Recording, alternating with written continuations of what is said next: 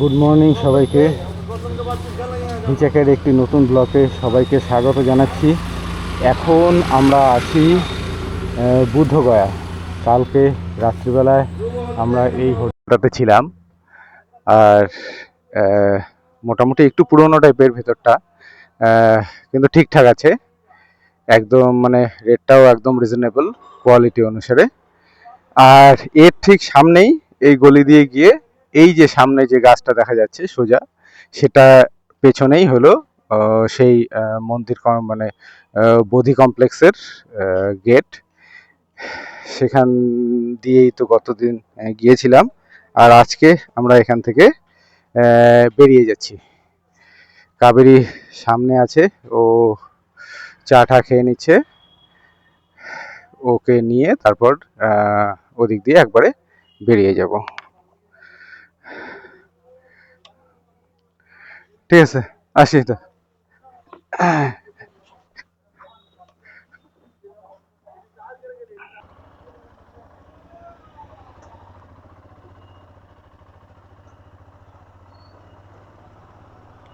এই যে এটাই হলো এই গলিটা, ঠিক মন্দিরের উল্টো দিকে যে গলিটা, সেই গলিটাই হলো এটা। আর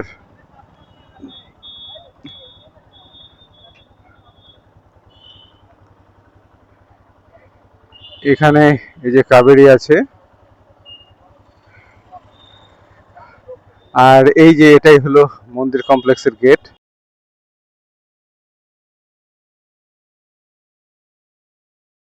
এই যে আমরা এখন বুদ্ধগয়া থেকে বেরিয়ে যাচ্ছি।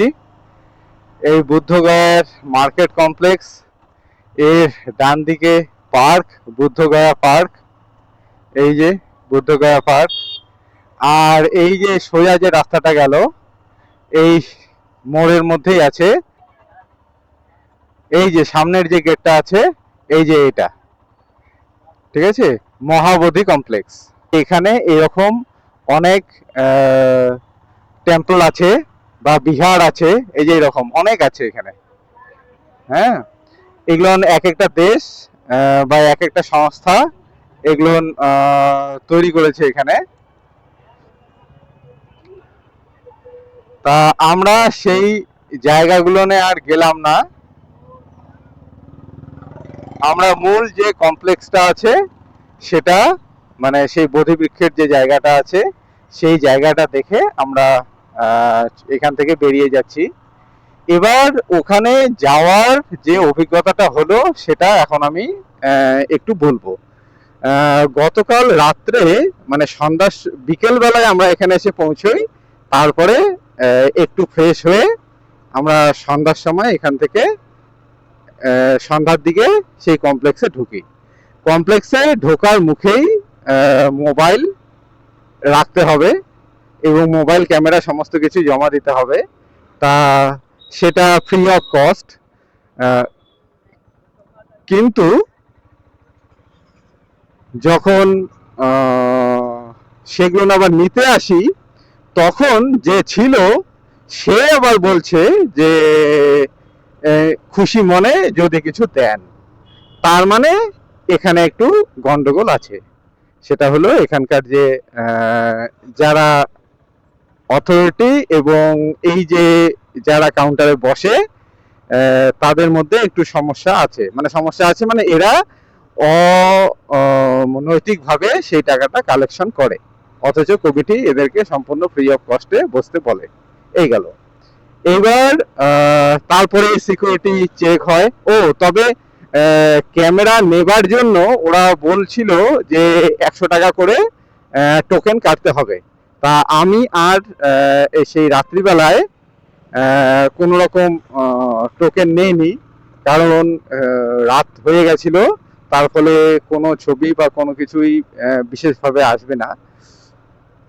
আর দেখলাম কেউই সেরকম করে ক্যামেরা বা মোবাইল নিয়ে ঢুকছে না ওখানে। তা আমিও সেই জন্য না নিয়েই ওখানে ভিতরে আমরা ঢুকে গেলাম। তবে জুতো নিয়ে সেই চেকিং কাউন্টার বা মেইন গেট থেকে কিন্তু ভেতরের দিকে ঢুকতে দেয়। এবার বেশ কিছুটা ঢোকার পর পেছনে পরে মেইন মানে মন্দিরের সামনে আরেকবার সিকিউরিটি চেকিং হয়, এবং তারপর মেইন মন্দিরে যাওয়ার আগে সেখানে আবার সেখানে জুতোটা ছাড়তে হয়, ছেড়ে মেইন মন্দিরে যেতে হয়। এবার মেইন মন্দির যেটা আছে সেটা ঠিক মাঝখানে কমপ্লেক্সটার, আর সেখানে গৌতম বুদ্ধের একটা বড় মূর্তি আছে। সেই শুধু সেই মূর্তিটাই আছে ওখানে ধ্যানরত অবস্থায়। একটা সোনালী রঙের মূর্তি আছে, সেখানে সোনার প্রলেপ টলেপ দেওয়া হলেও হতে পারে, আমি সেটা জানি না। এবার সেখানে বেশিক্ষণ দাঁড়াতে দেয় না, জাস্ট লাইন করে সেখানে যেতে হয় এবং দর্শন করেই আবার ওখান থেকে বেরিয়ে আসতে হয়।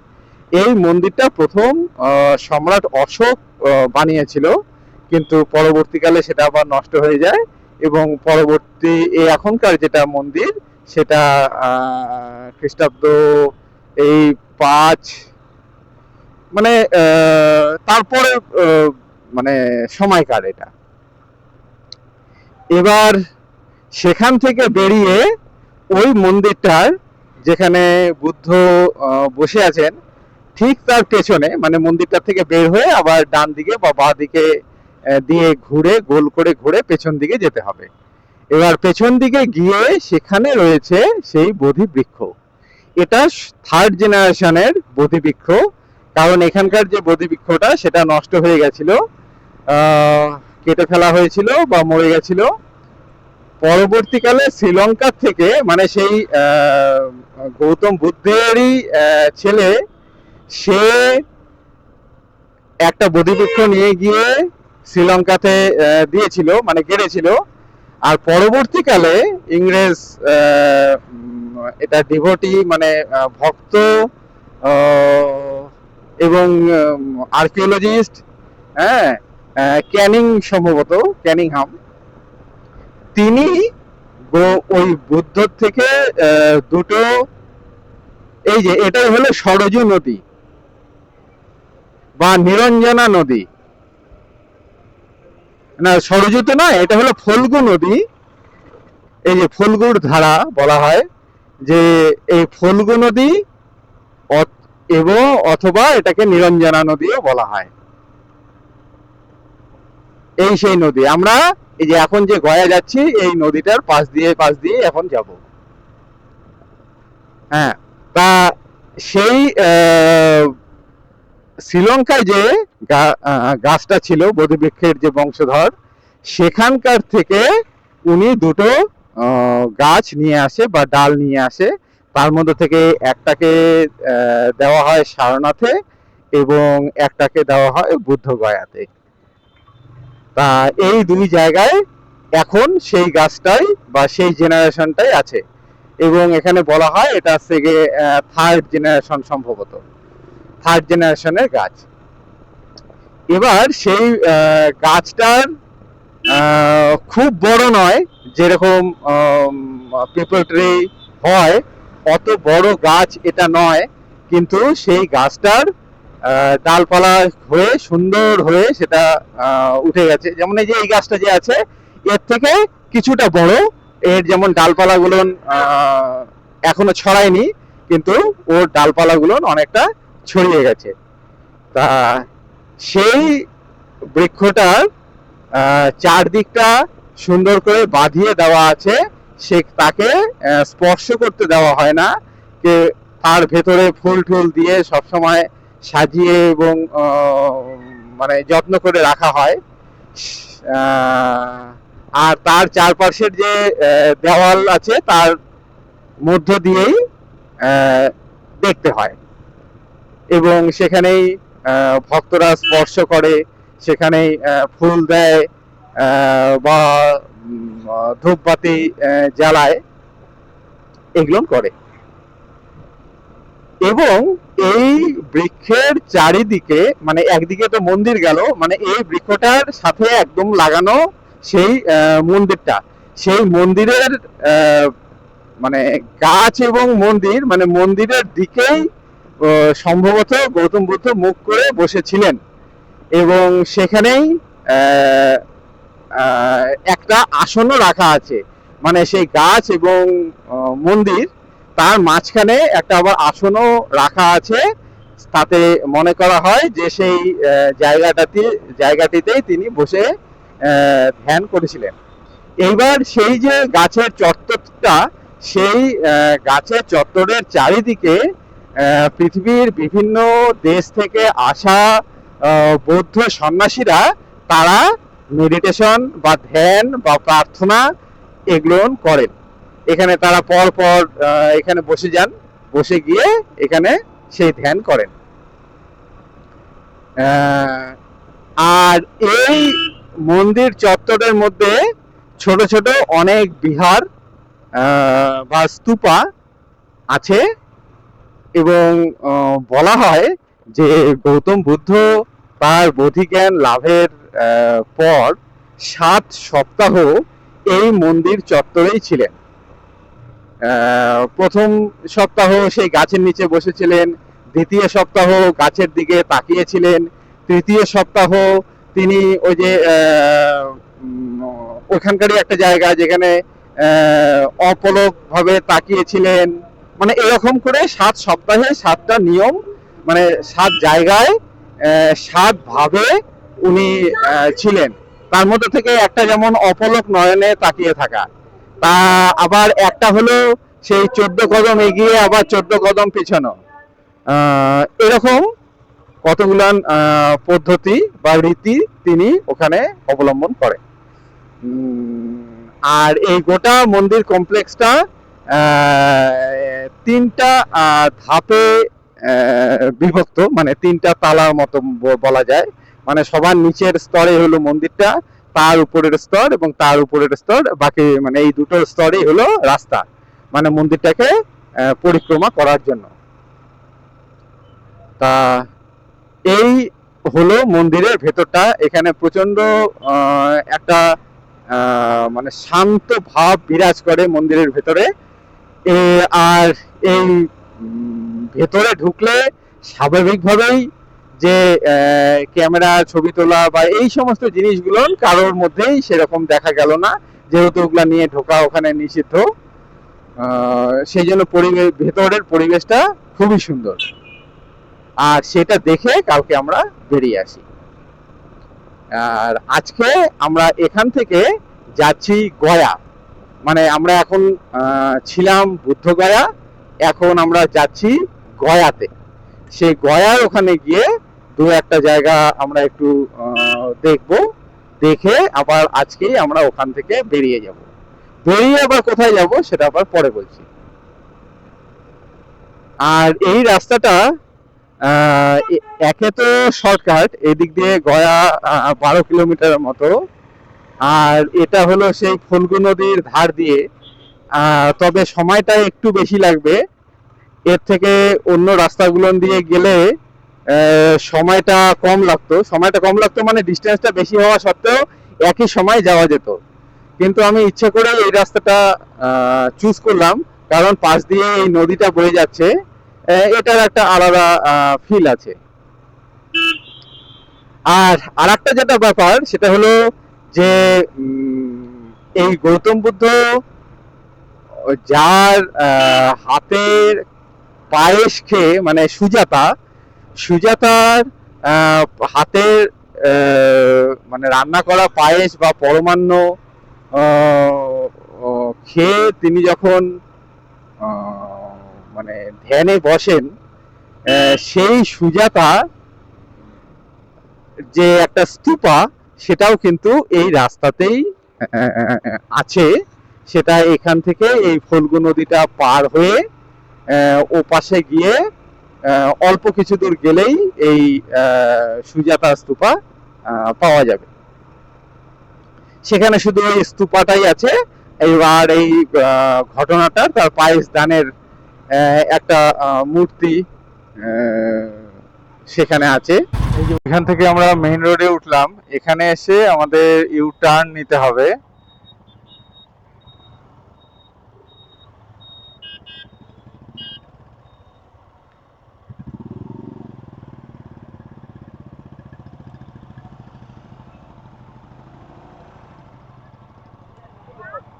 এই যে ইউ টার্ন নিয়ে তারপর আমাদেরকে আবার বাঁ দিকে যেতে হবে।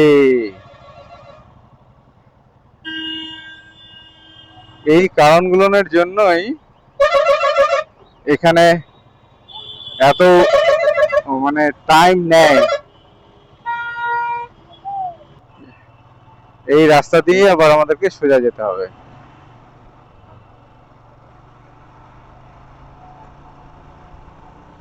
এই যে এখানে কতগুলো পরপর পুষ্করিণী বা পুকুর রয়েছে। এই যে এখানে ফোয়ারা ঠোয়ারা সমস্ত কিছু আছে। এটা নিশ্চয়ই কোনো একটা ঐতিহাসিক পুকুর হবে। এর পাশে তো বেশ পুরনো ঘাটগুলো রয়েছে। এই যে এখানে মনে হয় দিওয়ালি উপলক্ষে না ওটা বিয়ের অনুষ্ঠান ছিল মনে হয়।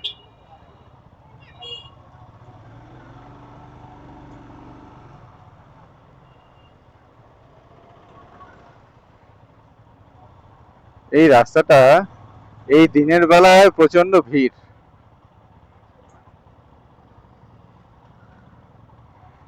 এটা একদম লোকালিটির মধ্য দিয়ে যায় এবং রাস্তাটাও একদম চাপা। সেই জন্যই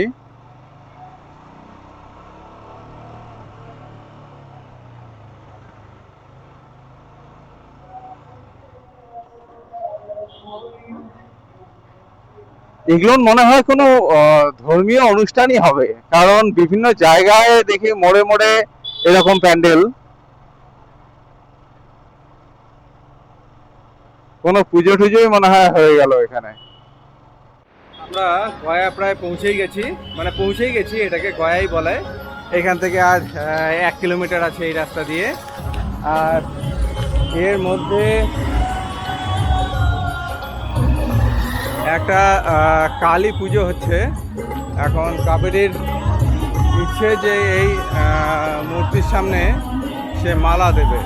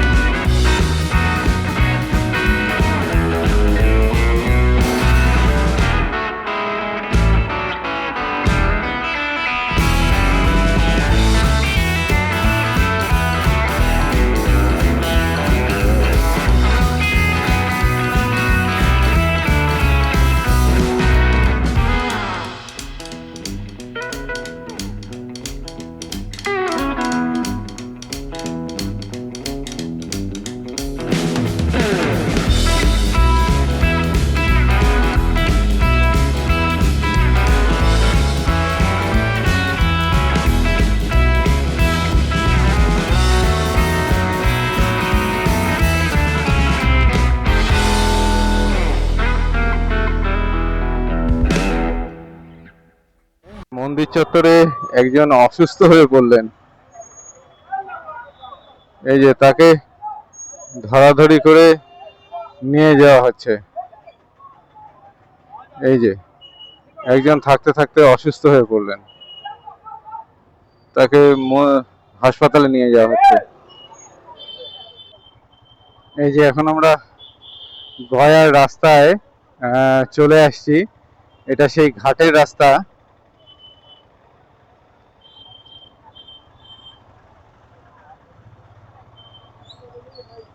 এই দিক দিয়ে সেই ঘাটের রাস্তা। আর এখানে এই দীপাবলি উপলক্ষে এখানে বেশ সাজানো হয় এবং বেশ কয়েকটা জায়গায় এখানে কালী পুজোও দেখলাম। মানে আমরা যে কালী পুজোটাতে এতক্ষণ ছিলাম, এটা এখানকার সবচেয়ে বড় কালী পুজো। এবং সেই 108টা ফুলের মালা সেখানে চড়ানো হয়। আর আমরা এখন যেখানে যাচ্ছি সেটা হলো সেই গয়াতে এসে লোকেরা যেখানে পূর্বপুরুষের নামে পিণ্ড দেয় বা যে ধর্মীয় নিয়ম কানুনগুলো পালন করে, সেই ঘাটে বা সেই জায়গাটাতে এখন আমরা যাচ্ছি। এর রাস্তার দুদিকেই অনেক অতিথি নিবাস আছে, যেখানে যে পুণ্যার্থীরা যারা আসেন এখানে, তারা ইচ্ছে করলে এখানে থাকতে পারে। বাহ, রাস্তাটা খুব সুন্দর করে সাজানো আছে। এই যে এইদিকে রাস্তাটা প্রচণ্ড ভিড় হবে বা জ্যাম হবে, সেই জন্য আমাদের বাইকটা এই যে অহল্যাবাই যে মন্দির আছে সেই মন্দিরের সামনে আমাদের বাইকটাকে এখানে পার্ক করে দিলাম। দিয়ে দেখি এখন হেঁটেই যাই, যাওয়ার পর এখন পরে দেখব, ফিরে এসে তারপরে এখান থেকে একবারে নিয়ে নেব। কারণ এই বাইক রাখার এদিকে আবার জায়গা থাকবে কি থাকবে না, কি ব্যাপার কে জানে, এতটুকু হেঁটেই যাই। এই যে এখন আমরা এই ঘাটের দিকে যাব। এই দিকটাতে বাইক রাখার জায়গা ছিল।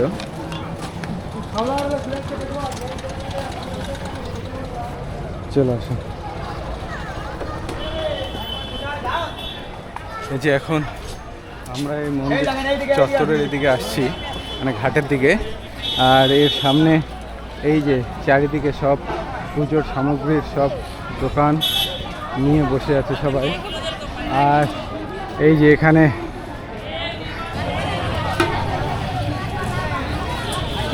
এখন এই দিক দিয়ে আমাদেরকে যেতে হবে। আর এই যে এটা হলো ঘাটে যাওয়ার রাস্তা। এই যে চারিদিকে সব খাবার এবং পুজো সামগ্রীর দোকান আছে।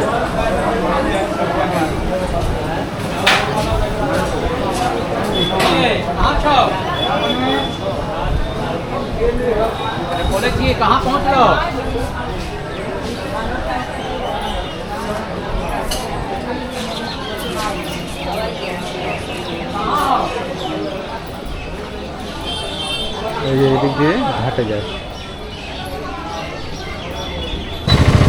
এই যে এই দুয়ার দিয়েই আমাদেরকে উঠতে হবে, আর সামনেই আছে ঘাট।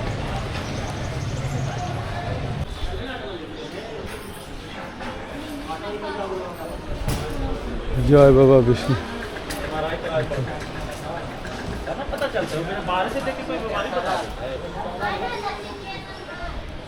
এটা কি জল পিউরিফায়ার প্ল্যান্ট নাকি? এটা বোধহয় রেস্ট রুম। এখন ঘাটে যাওয়ারই তো রাস্তা খুঁজে পাচ্ছি না, ওদিক দিয়ে যেতে হবে কোথায়।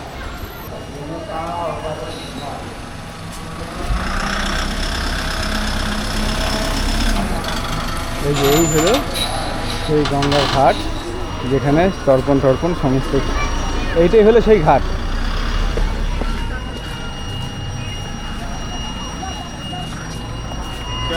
पूजन करेंगे।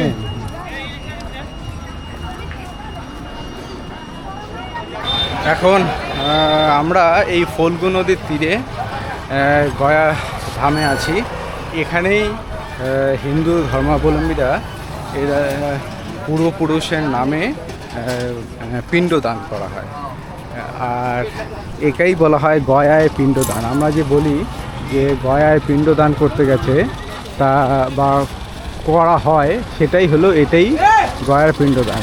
এখানে ওই ক্রিয়াকর্মের আগে সবাই চুল তাদের দান করে, তা সেই জন্য এখানে এই চুল দান এবং তারপরে শ্রাদ্ধবিদ্ধ বা কাজ করার বিভিন্ন যে ধর্মীয় কাজগুলো ক্রিয়াকলাপ করার জন্য এখানে পণ্ডিতরা রয়েছেন, মানে পুরোহিতেরা, তারা এখানে এরকম কাজগুলো করিয়ে থাকেন। এই যে বিভিন্ন পণ্ডিতেরা তাদের যজমানদের এরকম করে কাজকর্ম করাচ্ছে। আর এই হলো গয়া ধাম। যুগ যুগ ধরে এই প্রথা চলে আসছে এবং মানে আমরা বংশ পরম্পরায় এই প্রথা মেনেও আসছি। এক একটা ঘাট এবং সেই ঘাটে এক একটা নাম দেওয়া আছে এবং তার ক্রিয়াকর্ম আছে।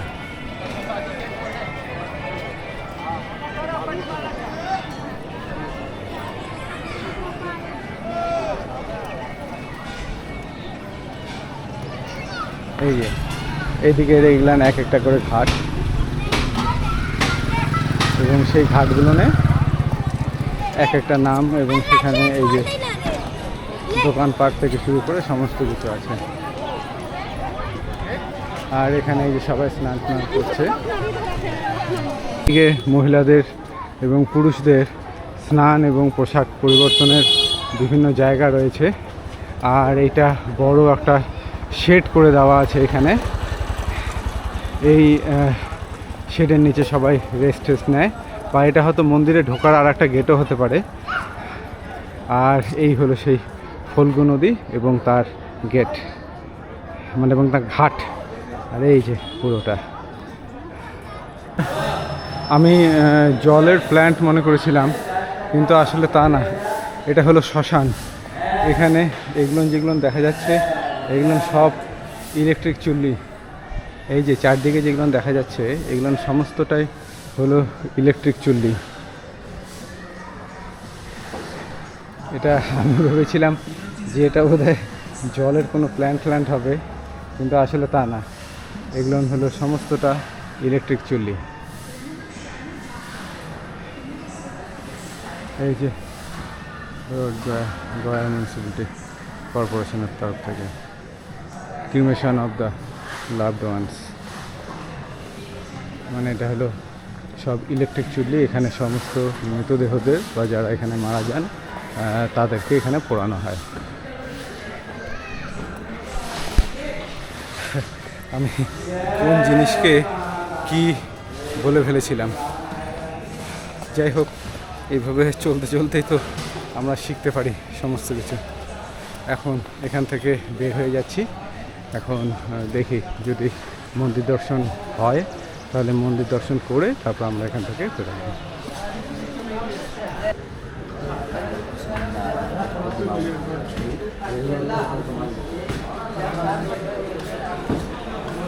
এই যে এই মন্দির ঢোকার মুখেই এটা পড়ে। এই যে এটা দর্শন করে বেরোলাম,